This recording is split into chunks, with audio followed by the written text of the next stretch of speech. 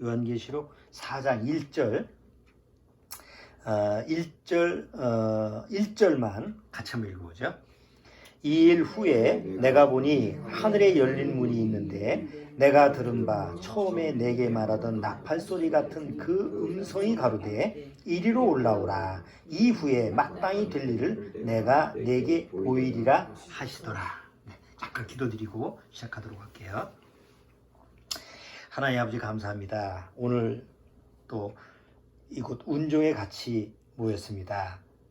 정말 우리 가족이 얼마 안 되지만 하나님이 약속하신 그리고 하나님이 준비하신 그 휴거의 때가 가까이 왔을 때 우리 가족 중에 누구도 낙오되는 사람이 없도록 주님께서 다 함께 올라갈 수 있도록 주님께서 인도하실 줄 믿습니다. 또 여기 미참한 우리와 늘 함께했던 우리 가족들, 교회 가족들, 그들 신앙의 자세도 정말 휴거를 기다리는 주님의 신부의 모습으로 살 수 있도록 주님께서 그들의 심령을 불쌍히 여겨서 말씀으로 인도하여 주옵소서. 오늘 휴거에 대해서 과연 주님은 휴거라고 하는 때를, 시기와 때를 비밀로만 하셨는가? 구원받은 우리들에게 그 휴거에 대해서 그 비밀을 어느 정도 가르쳐 주셨는지 같이 살펴보고자 합니다. 성령님께서 지혜를 주셔서 우리가 아는 만큼 주님께서 깨닫게 하는 만큼 말씀으로 잘 소화할 수 있도록 주님께서 함께하여 인도하여 주옵소서. 예수님의 이름으로 기도드리옵나이다. 아멘. 자, 오늘 요한계시록 4장 1절 봤는데 2일 후에 보니 하늘에 열린 문이 있는데 하늘에 문이 열려야 돼요. 그러니까 휴거 때도 하늘에 문이 열리고 구원받은 성도들이 이렇게 올라가는 때예요. 그래서 여기 이제 사도 요한 보고 이리로 올라오라 이렇게 하죠.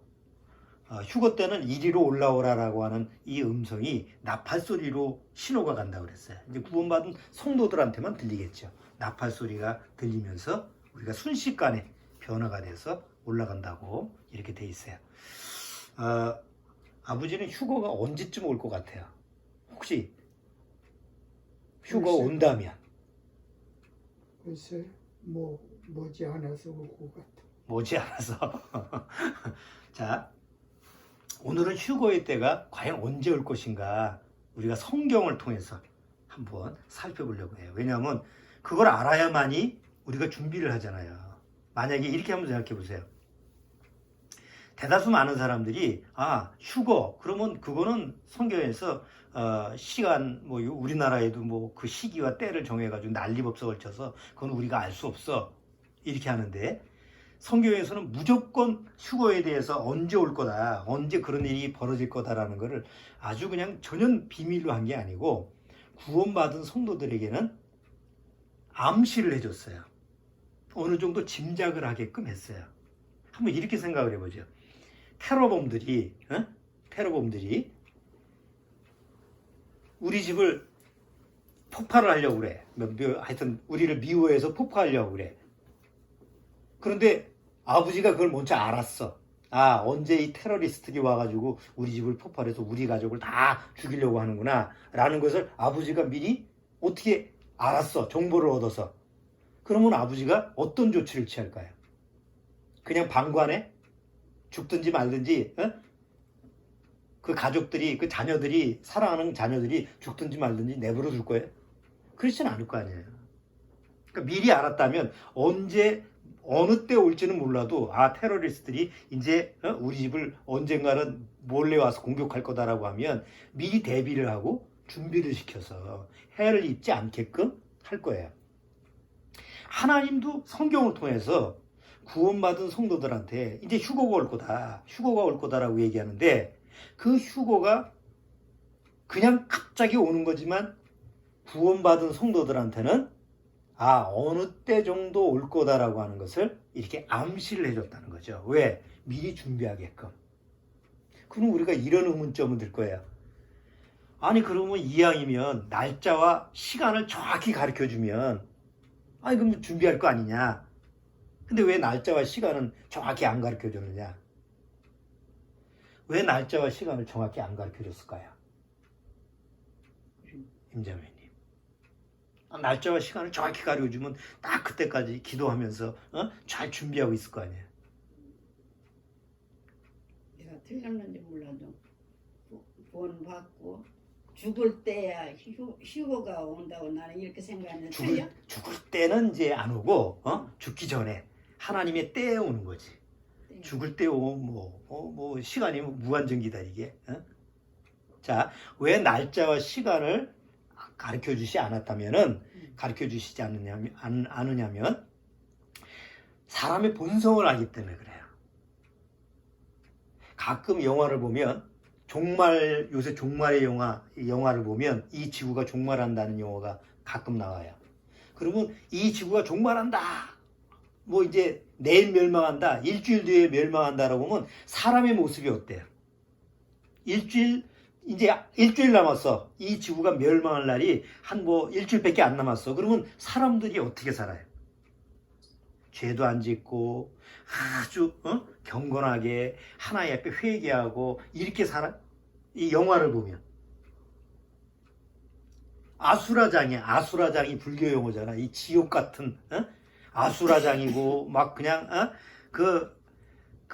이 종말 앞에 둔 이 세상이라고 하는 것은 뭐 거의 지옥이나 마찬가지예요. 사람들이 이제 마지막이다라고 생각하면 사람들이 본성이 드러나가지고 아주 극악무도해져. 저 옛날에 미국에서 그 큰 도시에 불이 한번 나갔죠. 갑자기 정전이 됐어. 그렇게 평온했던 도시가 갑자기 정전이 되니까 뭐가 됐어요? 아주 폭력적인 아수라장이 됐어. 상점은 다 털리고 은행도 털리고 깜깜하니까. 그러니까 사람의 본성이 어떤 본성을 가지고 있느냐. 자, 편하게 앉으세요. 사람의 본성이 어떤 본성을 가지고 있냐면 뭔가 마지막 때다, 종말이 왔다, 이제 끝이다 라고 하면 오히려 사람이 착해지고 선해지는 것이 아니라 본성적으로 악해지고 이제 끝이 왔는데 뭐 될 대로 되지 뭐 이런 식으로 사는 거예요. 그러니까 구원받은 사람이라고 별 수가 있겠냐. 구원받아도 육의 성품을 가지고 있기 때문에 날짜와 시간을 만약에 가르쳐 준다면 구원받은 사람도 어떻게 살까요? 뭐 정말 구원받았다고 한다면 에이 그래 이제 내일 오신다 그러니까 오늘 마음대로 살자 이러지는 않지. 그렇지만 그렇다고 해서 경건하게 뭐 기도하는 자세로 뭐 이렇게 그렇게 다 살지는 않을 거야. 그러니까 육의 본성을 하나님이 너무나 잘 아시기 때문에 바로 날짜와 시간은 가르쳐 주질 않았어요. 그러면 진짜 아수라장이 되니까. 아니 날짜와 시간을 안 가르쳐줘도 지들 마음대로 날짜와 시간을 정해놓고 난리를 쳐서 사기를 치고 그러는데 날짜와 시간을 가르쳐준다면 그거 뭐 어떻게 되겠어요? 그거 가지고 이용해 먹는 놈이 세상에서 많겠지. 사단도 이용해 먹을 거고. 그래서 날짜와 시간은 안 정해준 거예요. 그러나 그렇다고 해서 구원받은 성도들조차도 휴거의 때에 대해서 그냥 나 아무것도 몰라 이렇게 하진 않았어요. 어느 정도 감은 잡게 했다는 거지. 근데 그런 말씀이 어디에 있느냐? 성경에 나와 있어요. 휴거의 때에 대해서 어떤 사람한테는 도적같이 임해. 근데 어떤 사람한테는 도적같이 임하지 않을 거라고 성경에 기록이 되어 있어요. 한번 보세요. 데살로니가 전서 5장. 여기 손잡고 여기 요한계시록 어디 손으로 끼워놓고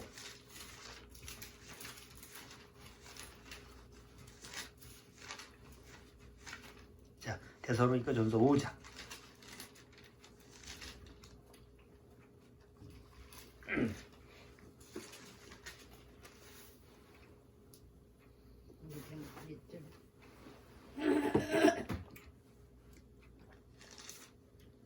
자 잠깐만 기다려보세요. 내가 메모한 걸 안 가져와서 찾아야 돼. 자 5장 1절서부터 내가 읽어볼게요. 여기 잘 보세요. 형제들아, 때와 시기에 관하여는 너희에게 쓸 것이 없으면 주의 날이 밤에 도적같이 이를 줄을 너희 자신이 자세히 알미라. 여기 도적같이 이른다라고 하는 것은 누구한테 임하느냐면, 여기 뒤에 내용을 자세히 봐야 돼요. 3절. 저희가 평안하다 안전하다 할 그때 잉태된 여자에게 해산 고통에 이른 것 같이 멸망이 호련히 저희에게 이르니 결단코 피하지 못하리라. 도적같이 오는 대상은 누구예요? 구원받지 못한 사람들이에요. 휴거에 해당이 안 되는 사람들. 왜? 관심이 없는 사람들. 이 사람들한테는 도적같이 임해요. 근데 4절을 한번 같이 읽어줘. 4절. 형제들아 너희는 어둠에 있지 아니하며 그날이 도적같이 너희에게 임하지 못하리니. 자, 여기는 두 종류의 사람이 있죠. 여기 지금 이 데살로니가 전서 5장 이 얘기는 이제 휴거에 관련된 얘기예요. 마지막 때 휴거에 대한 얘기인데, 도적같이 휴거가 임하는 사람이 있고 도적같이 임하지 않는, 어느 때가 어느 정도는 아는 사람, 그래서 대비할 수 있는 사람이 있어요. 나는 그 둘 중에 어디냐가 굉장히 중요한 거지. 멍하니 있다가 그냥 세상만 바라보고 멍하니 살다가 휴거가 갑자기 임하면 나는 그냥 이 세상에 남아있는 거야. 그런데 정말 구원받고 나서 휴거를 기다리는 사람은 주님이 어느 날 때가 됐을 때 나를 바로 데려가는 거야. 그런데 갑자기 이런 일이 있네? 난 이럴 줄 몰랐는데, 이렇게 하는 게 아니라, 주님 오신다고 하더니 진짜 오셨군요. 내가 여태까지 기다렸는데 하고 그거를 맞이할 수 있는 사람이 도적같이 임하지 않게 오는 사람이라는 거지.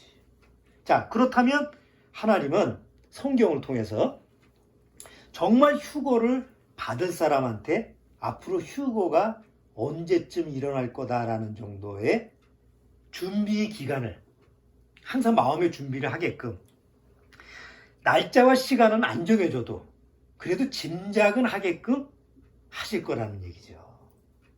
근데 성경에 그게 이렇게 예언이 돼 있어요. 그래서 오늘 그 얘기를 한번 하려고 그래요. 그래서 이거를 잘 아셔야 돼. 왜냐하면 준비를 하려면 언제 오지? 아니 우리가 그렇잖아요.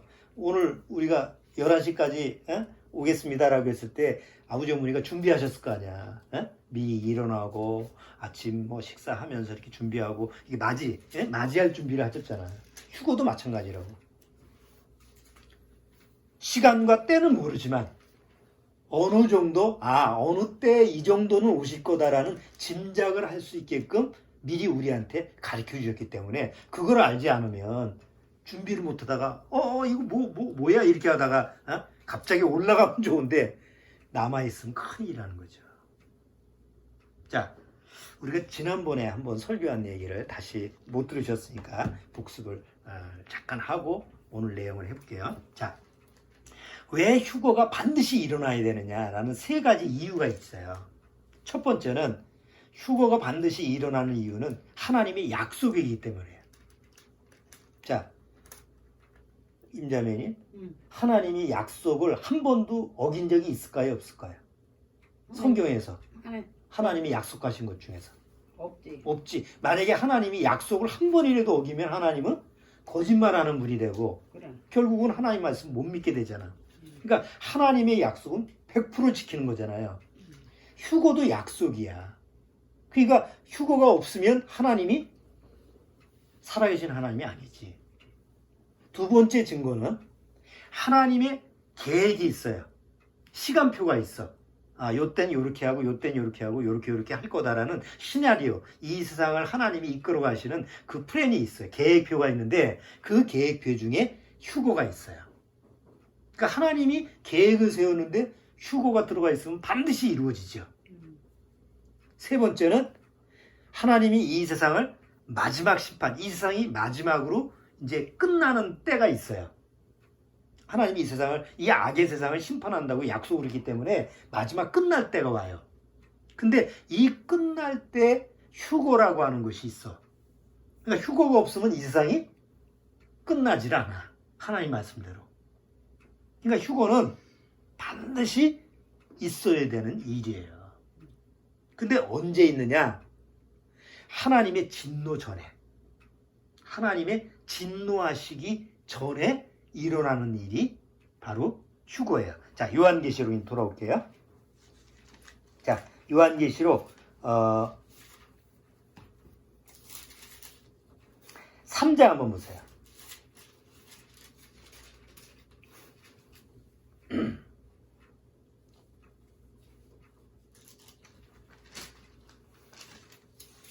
자, 요한계시록 3장 10절 보세요. 3장 10절. 자, 3장 10절. 빌라델비아 교회에 주시는 말씀 중에서 내가 나의 인내의 말씀을 지켰은즉 내가 또한 너를 지키어 시험의 때를 면하게 하리니, 이 시험의 때가 하나님의 진노가 막 쏟아지는 이게 7년대 환란이라는 건데, 시험의 때를 면하게 하리니 이는 장차 온 세상에 임하여 땅에 거하는 자들을 시험할 때라.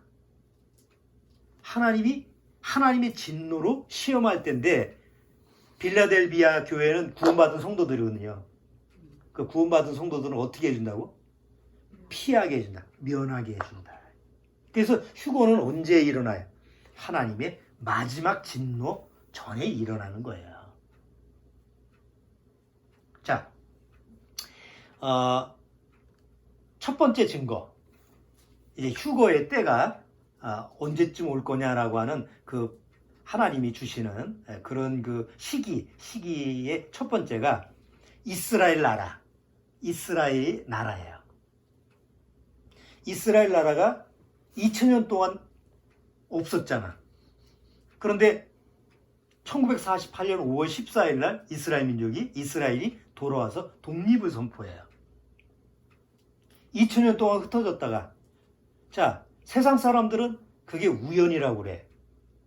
성경에 관심이 없는 사람들은.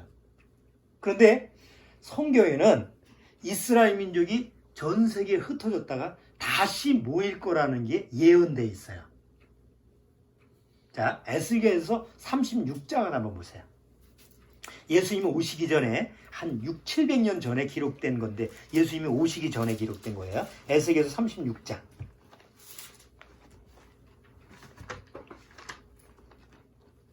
자, 에스겔서 36장.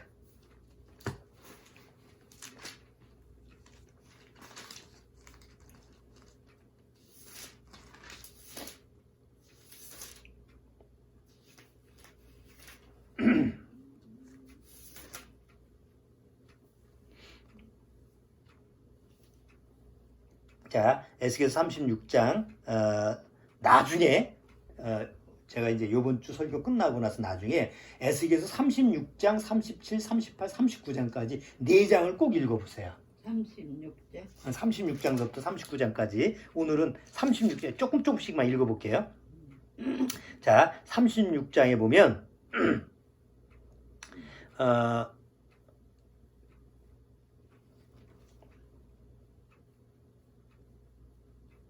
16절 한번 보세요. 자, 16절에 보세요. 여기 잘 보세요.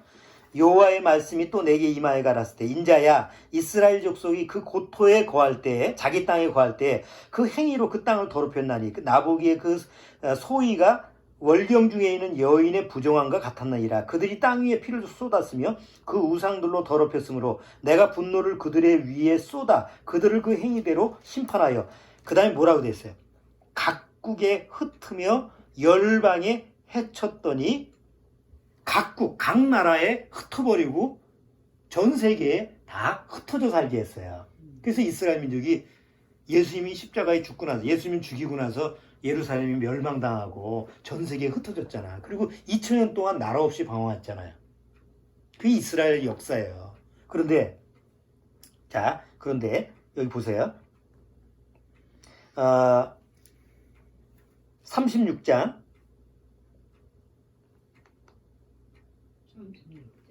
36장 27절 28절 보세요. 28절.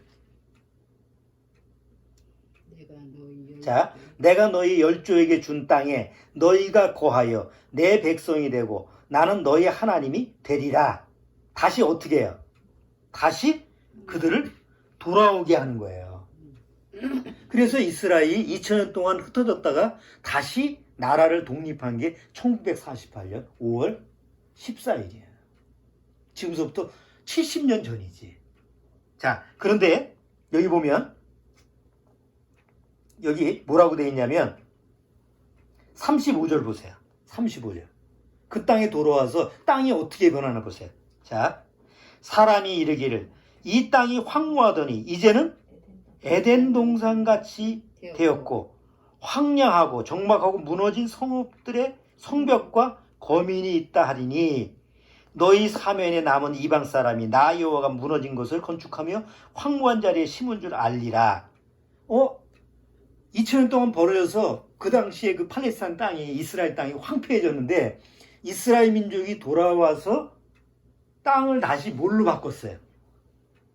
젖과 꿀이 흐르는 가나안 땅. 그래서 옛날에 우리나라 교과서에서 나오지만 우리나라 사람들이 박정희 대통령이 새마을 운동할 때 어디로 보내? 농사 짓고 이런 법을 이스라엘 기부츠 이런 데 보내가지고 견학 보내고 그랬어요. 왜? 거기가 에덴 동산같이 바뀌었거든. 자, 그리고 나서 37장에 보세요. 37장. 자, 37장 4절. 자, 37장 4절. 자, 4절, 5절. 어머니가 한번 읽어보세요. 또 내가 이르시되 너는 이 모든 뼈에게 대언하여 이루기를 너희 마른 뼈들아 여호와의 말씀을 들을지어다.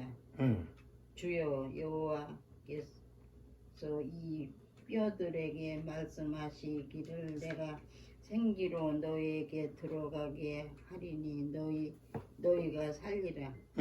너희 위에 힘줄을 두고 살을 입히고 가죽을 덮고 너희 속에 생기를 두리니 너희가 살리라. 또 나를 여호와인 줄 알리라 하셨다 하라. 잘하셨어요. 자, 이게 무슨 얘기예요? 뼈는 죽은 시체잖아. 뼈들은 죽은 무덤에서 뼈들만 나왔는데 이 뼈들이 다시 따다닥 맞춰지더니 거기에 살이 붙고 온전한 사람의 모습을 취하는 거예요. 이게 뭔 얘기하느냐? 2000년 동안 흩어졌던 이스라엘 민족이 다시 자기 땅에 돌아와서 생기가 있는, 살아있는 이런 하나님의 백성이 되는 것을 예언한 거예요. 예수님이 오시기 한 600에서 700년 전에. 근데 그게 지금서부터 70년 전에 성취가 된 거예요. 자, 이제 제가 읽어볼게요. 37장 21절. 37장 21절.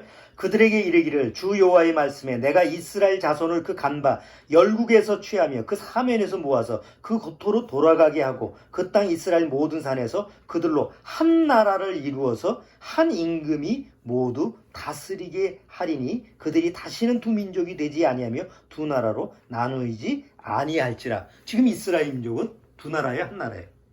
옛날에는 우리나라처럼 남북으로 갈렸었거든. 근데 지금은 이스라엘이 하나야. 하나의 나라가 된 거예요. 그리고 세계에서 뭐예요? 제일 잘 사는 나라 중에 한 나라가 되고. 근데 이게 우연이 된 게 아니라 여기 성경에 보면 뭐예요? 예언이 돼 있다는 거지. 그래서 이스라엘 민족이 지금 1948년 5월 14일 독립하고 나서 2019년 딱 이제 70주년이 된 거예요. 근데 70주년이 되는 행사에서 무슨 일이 있었어요? 작년에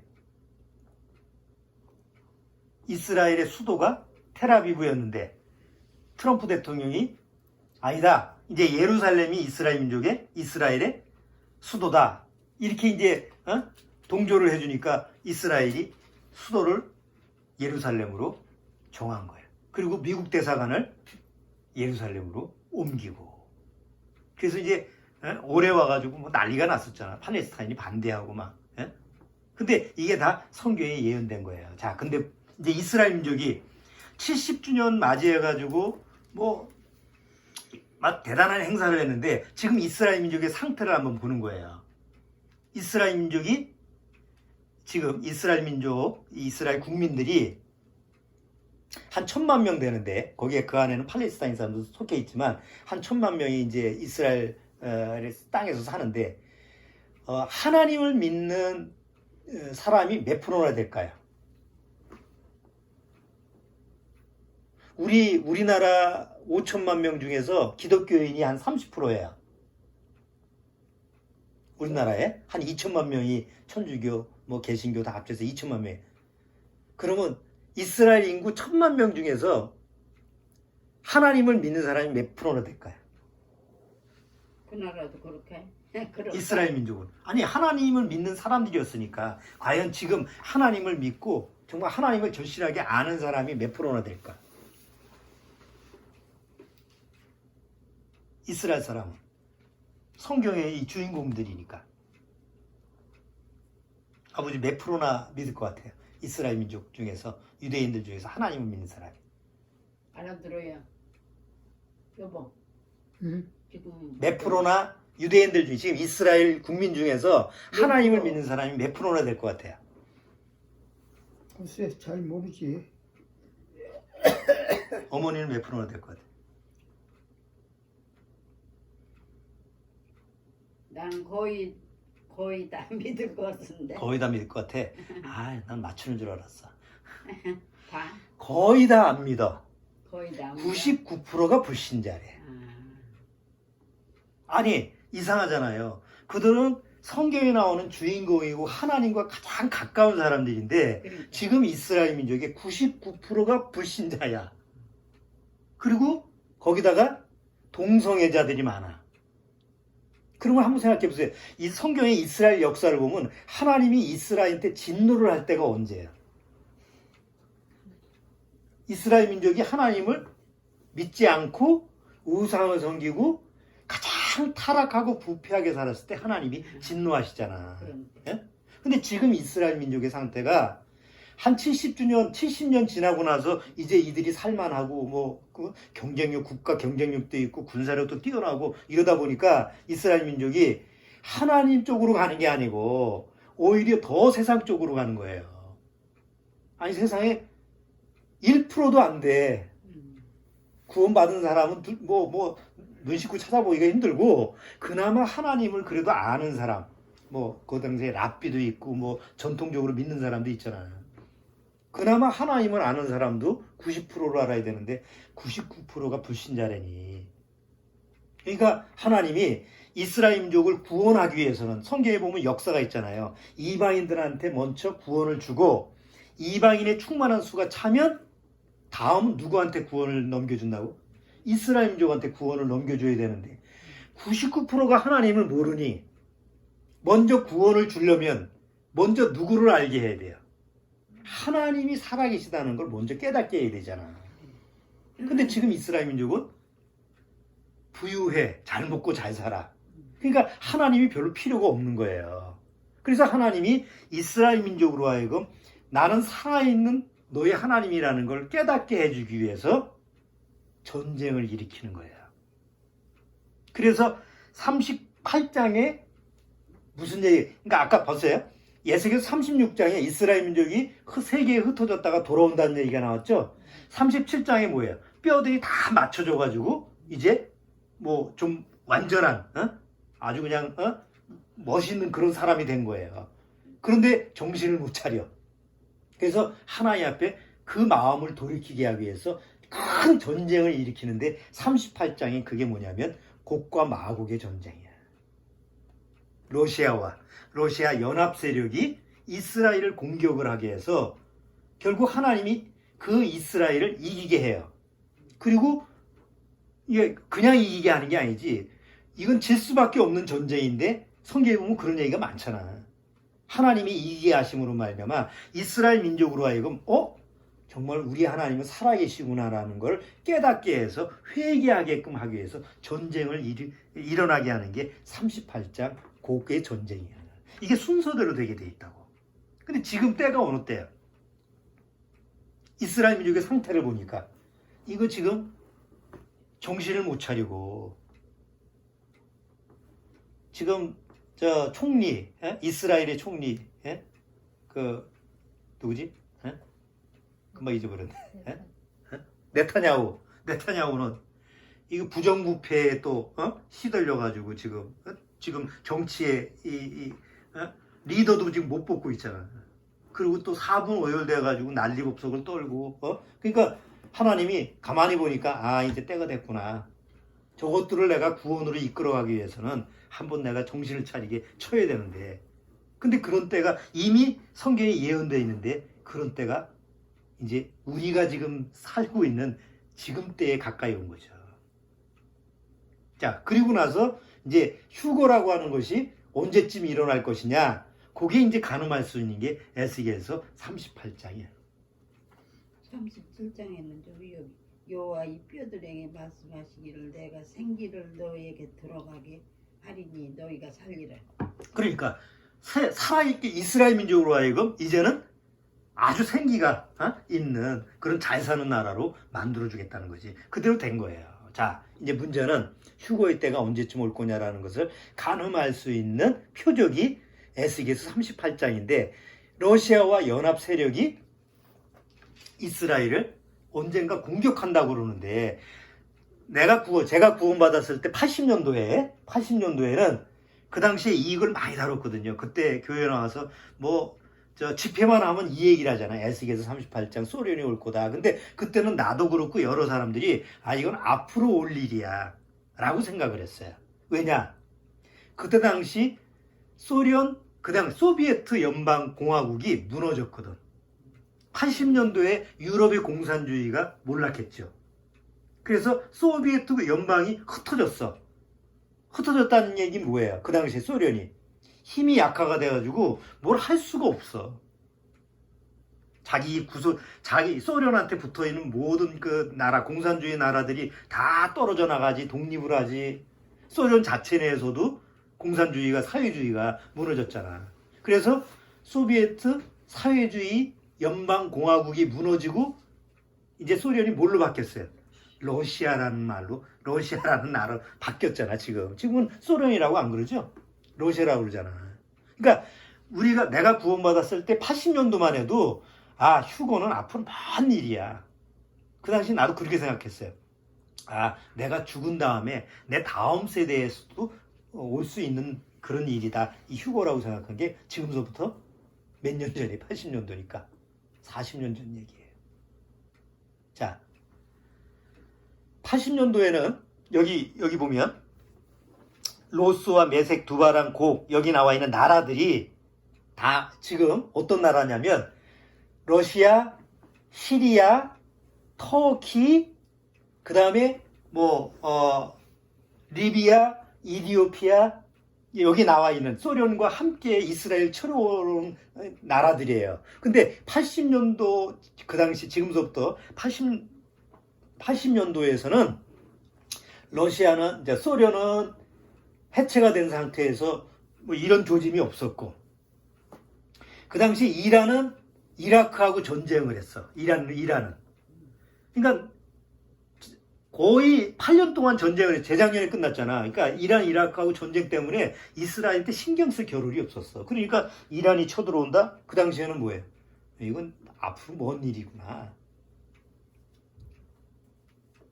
또, 여기, 시리아도 그 당시에 좀 안정된 상태에서 있었기 때문에 별로 그 위험성이 없었지. 또 터키도 터키는 그 당시 이스라엘하고는 조금 정치적으로나 여러 가지 환경적으로 이 친화적인 관계. 그 당시 터키는 친서방 국가였기 때문에 미국하고 친했기 때문에 이스라엘하고도 친했어요. 그리고 이스라엘한테 보내는 그 수로, 물 이게 터키서부터 이렇게 오는 거거든. 그 막으면 안 되잖아. 그래서 그렇게 협조를 해서 80년도, 90년도까지는 이런 게 조성이 안 됐어요. 그래서 앞으로 언젠가는 이루어질 일이다. 에스겔서 38장이. 그런데 2000년도에 와서 상황이 급격히 바뀌어지는 거예요. 그리고 이제 20년이잖아. 지금 이제 20년에 와서 상황이 어떻게 바뀌었어요? 에스겔서 38장에 기록된 그 내용이 그대로 바뀐 거예요. 자, 시리아가 내전이 벌어졌어요. 물론 종교적인 그 순위파, 시아파 그런 종교적인 내전 때문에 시리아가 내전이 벌어졌는데 이 시리아 내전 때문에 그 안에 여러 나라들이 들어왔는데 그 나라 중에서 어떤 나라가 들어온 거예요? 에스겔서 38장에 기록된 나라들이 그대로 들어온 거예요. 우선 러시아 군대가 들어와 있어. 시리아에. 그 다음에 이란 군대가 들어와 있어. 그 다음에 요번에 시리아 내전 때문에 누가 들어온 거예요? 터키는 없었는데 터키가 자기 쿠르드족 그 문제 때문에 시리아에 또 들어왔어. 미국도 영국하고 유럽 그 연합 세력하고 같이 들어왔어요. 자, 그런데 올해 와서 트럼프가 미국이 뭐예요? 난 빠질래 하고 서서히 빠져나가. 그리고 리비아는 원래서부터 이스라엘 철천지 원수였어. 이디오피아는 원래 이디오피아 내에 옛날 솔로몬 왕 때서부터 유대인들이 살았어요. 유대인 그 공동체가 있었어. 그런데 이슬람교가 이디오피아에 들어와가지고 거기서 내전이 벌어져서 혁명이 일어났을 때 이스라엘이 몰래 들어가서 거기 나와 있는 그 유대인 공동체 단지파 후손들을 수십 대의 비행기를 가져와가지고 그거를 건져. 그 독수리 작전이라고 그 당시에. 그래서 그들을 데려와. 그리고 그 다음에 혁명이 바뀌어가지고 이제 이슬람교 지도자가 생겨가지고 이스라엘하고는 지금 적대적인 관계예요. 그럼 봐요. 지금 우리가 사는 2020년도에 와서 에스겔서 38장에 아직 때만 딱 이게 이 점화만 안 돼 있지 모든 준비가 다 갖춰져 있는 거예요. 왜? 말씀대로 되는 거예요. 그래. 그렇지. 왜냐하면 소련과 이제 러시아와 이란, 터키 또 여기 나와 있는 뭐 리비아, 이디오피아 이런 그 나라들이 초도로 올라오면 길이 있어야 되잖아. 옛날에는 길이 없었잖아. 근데 지금은 그 길이 시리아라고 하는 나라, 시리아는 이스라엘과 국경이 맞닿아 있거든요. 그래서 지금 이스라엘 민족이 절대 고수하고 있는 게 골란고원이에요. 왜? 시리아하고 이스라엘하고 경계선이 골란고원이거든. 골란고원을 원래 시리아 땅이었거든. 근데 시리아한테 넘겨주면 이건 이제 다 무너질 수 있으니까 절대적으로 이스라엘이 우리는 목숨 걸고 골란고원 넘어질 수 없다. 그래서 지금 이제 그거 가지고 막 시리아하고 또 맨날 공격하고 막 그러잖아요. 자, 그런 상황에 보면 에스겔서 38장이 이루어지는 때가 휴거의 때하고 거의 맞물려 있기 때문에 이 전쟁이 일어나고 나서 우리가 올라갈지 아니면 우리가 올라가고 이 전쟁이 일어날지는 몰라요. 근데 어쨌든 올라가기 전에 일어나든 또 우리가 올라가서 그 뒤에 일어나든 그 때는 38장에 기록된 때는 점점 너무 가깝다는 거지. 지금 시리아에 있는 러시아, 터키, 이란 이 다 전쟁 준비는 다 마친 상태예요. 아직 여기 나온 것처럼 하나님이 갈고리로 딱 깨서 러시아 보고 너 공격해 이렇게 하지 않았을 따름이지 준비는 다 돼 있는 거예요. 이란도 이제 핵을 가지면 이란이 제일 미워하는 나라가 이스라엘이거든. 근데 핵을 만약에 이란이 만들었다 그러면 그거를 누구를 멸망시켜서 쓸 거야? 너 죽고 나 죽자야, 이란은. 그러면 이란이 한번 이스라엘한테 핵을 쏘아 올리면 이스라엘이 가만히 있을 것 같아? 이스라엘도 쏘아 올리고. 그러면 핵전쟁이 일어나는 거야. 그러니까 이런 아주 일촉즉발의 상황이 지금 우리가 사는 2020년도의 상황이라는 거지. 그래서 성경에는 휴거 언젠가는 올 거다라고 하지 않고 아까 도적같이 임하지 않겠다. 형제들아 너희들한테는 구원받은 우리들한테는 그걸 어느 정도 짐작할 수 있는 그런 지혜를 성경에서는 우리한테 가르쳐주는 거예요. 언제 오늘 올지 내일 올지 내년에 올지 10년 뒤에 올지 그건 몰라. 그런데 우리가 이 상황을 보면 뉴스나 이런 상황을 보면 아 그렇게 멀지 않았다라는 것을 우리가 짐작할 수 있는 거예요. 자 그리고 휴거의 때에 가까워지기 위해서 이제 두 가지 얘기했죠. 하나는 이스라엘 민족의 영적 상태가 정말 이제 하나님 보시기에 눈 뜨고 볼 수 없을 정도로 아주 타락했어. 세상에 예루살렘 텔아비브라고 하는 그 이스라엘 땅에서 세계 동성애 대회가 열릴 수가 있어요? 말이 안 되는 얘기잖아. 다른 나라에서 동성애 그런 대회가 열리면 그렇다 치지만 어떻게 신성한 하나님이 땅인 그 이스라엘 땅에서 세계 동성애 대회가 열려. 그러면 하나님 보실 때 이것도 가만 놔두면 안 되겠네. 그러니까 이스라엘의 영적 상태가 이제 마지막 극에 달았다라는 거. 두 번째는 에스겔서 38장 러시아와 그 주변 국가들의 상황이 에스겔서 38장에 이 기록된 그대로 지금 성취가 됐다는 거. 또 소련이 이스라엘을 공격해야 되는 이유 중에 하나가 뭐냐면 러시아는 지금 굉장히 재정적으로 경제적으로 지금 이 나라들이 막 자원을 가지고 있는 나라 우크라이나 뭐 주변에 라트비아 이런 나라들이 다 떨어져 나갔다 보니까 경제력이 약화됐어요. 그러면 옛날 소련은 뭐 가지고 경제력을 세웠냐면 석유 가지고 경제력을 세웠어요. 그래서 중동에 전쟁만 일어나면 소련한테 이익이 떨어졌어. 근데 지금은 중동이 좀 평화스럽잖아. 그러니까 유가가 안정이 되면 러시아는 상대적으로 경제적인 이익을 못 얻는 거예요. 석유 장사가 안 돼. 그런데 요 근래 와서 이스라엘 땅에 석유 시출을 하니까 석유 유전자원이 계속 발견되는 거예요. 그 러시아 입장에서 봤을 때는 한번 삼켜봐. 그 주변에 이 아랍권들하고 함께 세력을 해서 저 이스라엘 땅 한번 먹어봐 할 수 있는 야욕을 충분히 가질 수 있다는 거죠. 근데 어쨌든 이런 상황 저런 상황을 보면 러시아가 이스라엘을 공격하는 부분에 대해서 그게 무리한 문제가 아니라는 거예요. 지금은 여러 가지 상황이. 자 이제 세 번째는 휴거가 일어날 때쯤 돼서 어떤 일이 벌어질 거냐. 세계가 하나, 세계 단일 정부가 생긴다라고 성경에서는 예언되어 있어요. 자, 근데 보세요.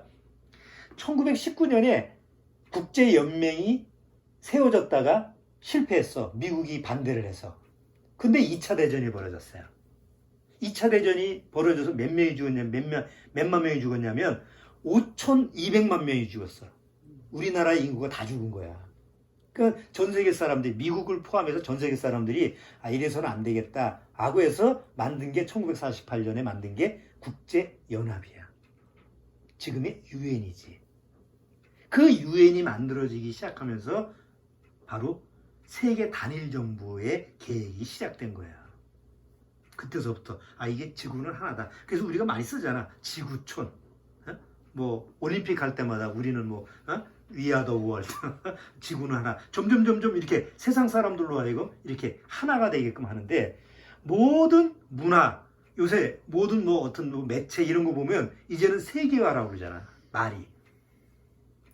자, 그런데 2011년도 와서 미국이 부시 대통령 다 민주당이 했었잖아. 부시, 힐러리, 클린턴, 누구죠? 오바마. 다 민주당인데 민주당은 어떤 노선이에요? 우리나라도 지금 민주당 이쪽이 다 어떤 노선이에요? 사회주의 노선이잖아.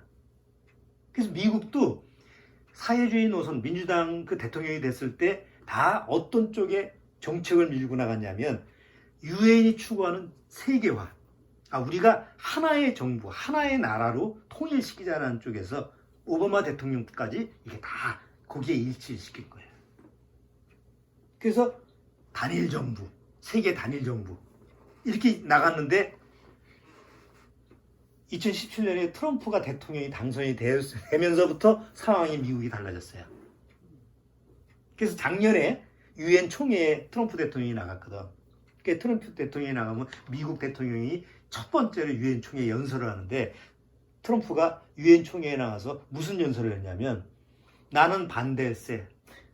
여태까지 쭉 역대 미국 대통령이 다 그쪽으로 초점을 맞춰서 우리 하나가 되자. 이제 전 세계 단일 정부를 만들어서 이렇게 전 세계가 다 평화를 추구하자 이렇게 쪽으로 다 한 목소리를 냈는데 이번에 트럼프가 나타나서 나는 반대세 해서 총회 연설에 반대를 하고 나선 거야. 193개 나라가 다 동의를 했어. 우리가 다 하나가 되자는 쪽에. 그럼 우리나라도 거기 들어가 있겠지. 그런데 미국만 지금 나는 반대세 하고 나온 거야. 그래서 작년 총회 때 트럼프 대통령이 연설을 하고 그 다음에 프랑스 마크롱, 그 다음에 독일의 누구요? 메르켈 대통령이 다음 연설에 와서 까는 거야. 당신은 반역자다. 우리가 다 하나로 지금 나가려고 하는데 왜 너 혼자 미국만 반대냐 이렇게 해가지고 반역자 아주 낙인을 찍어버렸어요. 자, 전 세계 거기 지도자들이 다 추구하는 게 지금 뭐라는 거예요? 우리는 다 하나가 돼. 단일 정부. 이게 추세야. 왜? 지금 전 세계에 일어나는 폭동, 저 홍콩 문제, 또 뭐 여기 세계 여러 나라에서 분쟁이 일어나는데 이게 통제가 돼요, 안 돼요? 안 되잖아. 국가적으로 문제가 일어나면 그 국가의 지도자가 통제를 해야 되는데 그게 안 되는 거예요, 이제는. 그래서 나서는 나라가 있었는데 전에는 미국이 했었거든. 근데 요번에 트럼프가 나오면서 미국이 서서히 발을 빼. 우리는 우리나라만 잘 먹고 잘 살면 돼. 니들은 니들끼리 해. 자, 이러니까 경찰관이 없어졌잖아. 통제를 하는. 그러니까 전 세계 모든 나라 사람들이 뭘 이제 생각하는 거예요. 아, 뭔가 우리를 해결해 줄 수 있는 절대적인 슈퍼 히어로. 뭔가 능력이 있는 지도자가 필요하다. 그래서 영화가 그런 게 요새 슈퍼 영웅들 이런 영화가 많이 나오는 거예요. 왜? 사람들이 그걸 원하니까. 이 추세가 다 그렇게 가는 거예요. 그런 때가 바로 휴고의 때가 가까이 왔다는 증거죠. 그리고 마지막 네 번째.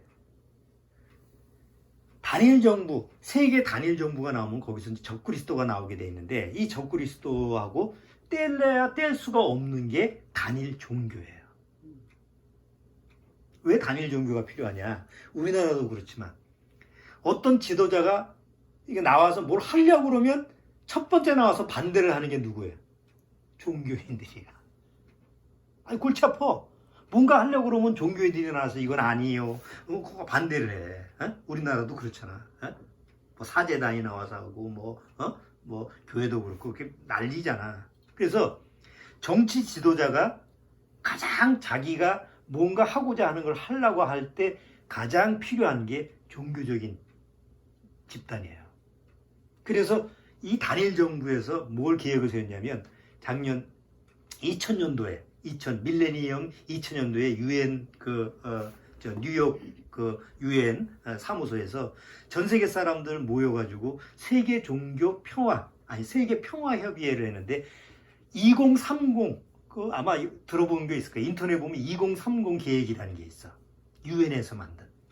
이 2030이 뭐냐면 2030년 지금 10년 뒤에요.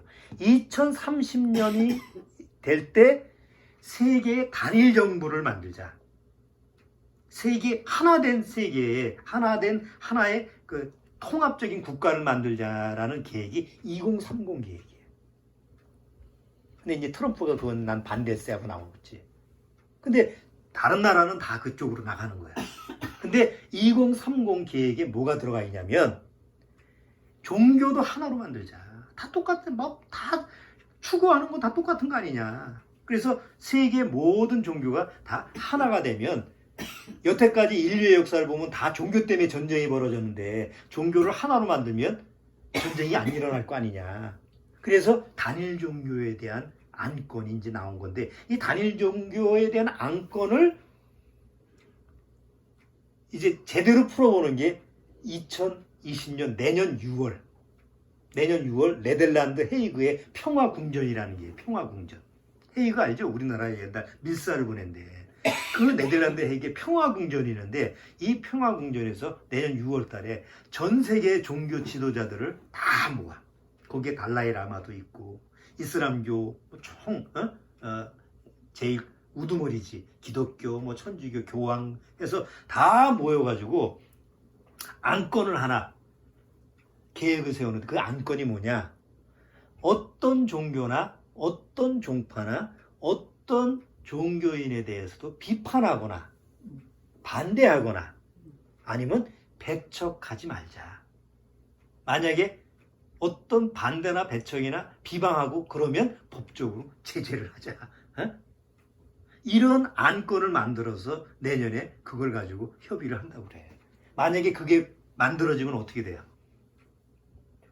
우리는 이렇게 가정에서 몰래 해야 돼. 왜? 모든 종교를 다 존중해 줘야 되니까. 우리는 구원은 다른 데 없잖아. 그런 말도 해서는 안 됐다고. 자, 그러면 때가 얼마나 가까워진 거예요. 그러니까 이런 때가 오면 뭐가 가까운 줄 알라? 휴거의 때가 가까운 줄 알라. 지금부터 40년 전만 해도 아니 20년 전만 해도 이런 상황이 조성이 안 됐어요. 근데 지금 우리 때 보니까 이런 상황이 다 맞춰져 간 거예요. 그래서 휴거의 때가 정말 가까웠구나라는 것을 우리가 알 수가 있는 거죠. 그냥 언젠가 올 거야. 옛날에는 내가 구원받았을 때 80년대도 그렇게 생각했지만 지금은 그렇게 생각해서는 안 된다는 거죠. 내일에도 오실 수 있다.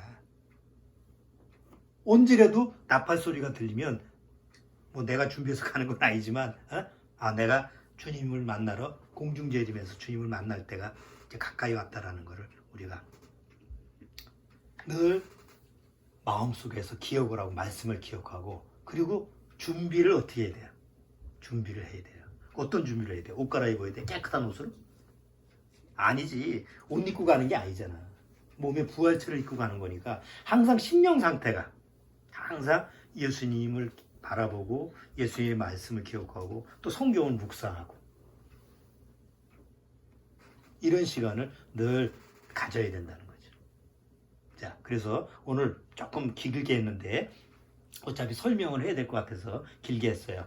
오늘 휴거의 때가 언제 올 거다라고 시간과 뭐 날짜를 정할 수는 없지만 하나님은 어떻게 우리한테 주셨다고? 도적같이 임하지 않게 어느 때 어느 정도 짐작을 할 수 있게끔 말씀을 통해서 우리한테 비밀을 알려주셨다는 거. 그래서 항상 그걸 기억하시고 정말 얼마나 그때가 가까이 오면 얼마나 기뻐요. 그렇잖아요. 어머니나 아버지나 돌아가시고 장례를 치르지 않아도 되잖아. 다 같이 올라가는 거니까. 슬프잖아. 일단 먼저 육체의 죽음을 맞이하면 일단 슬픈 거 아니야. 헤어지고. 근데 그런 경험을 하지 않고 우리 가족이 다 같이 동시에 올라간다 보면 누구도 거기에 낙오되지 않고 같이 올라가면 얼마나 그게 기쁜 일이에요. 우리가 소망하는 일이잖아. 만약에 누구라도 남으면 얼마나 슬픈 일이야. 이런 때를 생각해보면 가끔 마음속에서 너무 머리가 아파. 남겨두는 사람, 남아있는 사람 생각하면 끔찍하고 어떡하지? 남아서 어떻게 이끌어줄 수도 없는데 떠나면 그만인데 근데 여전히 우리 동생들 보면 관심도 없고 얘기를 하면 또 엉뚱한 데 또 나가 있고 참 마음이 안타깝고 어떻게 생각하면 그냥 어떡하지 좀 끔찍한데 그날이 오면 남은 사람은 어떡할까 이런 생각에 아주 마음속이 마음이 살아날 때도 있어요. 그걸 억지로 해줄 수는 없지만 어쨌든 우리 여기 어머니 아버지 우리 여기 가족들 오늘 가족들 또 이 영상을 본 앞으로 보실 다른 가족분들도 휴거라는 것은 먼 얘기가 아니라는 거. 예수님이 제자들한테 이런 얘기를 하시죠. 내가 미리 말했지? 이런 말을 하신 적이 있어요. 내가 너희들한테 미리 말해였노라? 이런 말을 하신 적이 있거든. 예수님은 우리한테 이렇게 미리미리 얘기해 주시는 거니까 나중에 가서 딴소리 하면 안 돼. 나 못 들었는데 목사가 그런 얘기를 한 적이 없는데요. 그런 얘기하면 안 돼. 난 분명히 얘기를 해줬으니까.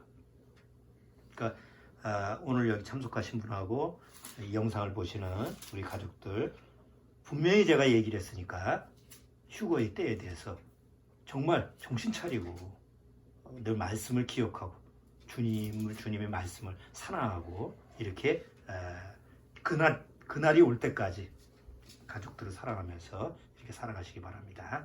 자, 기도하겠습니다.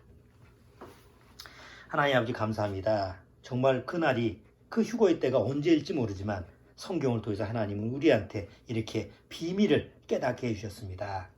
날짜와 시간은 모르지만 그날이 점점 가까워온 것은 분명히 우리가 알 수 있다는 것을 오늘 같이 말씀을 통해서 교제를 나눴습니다.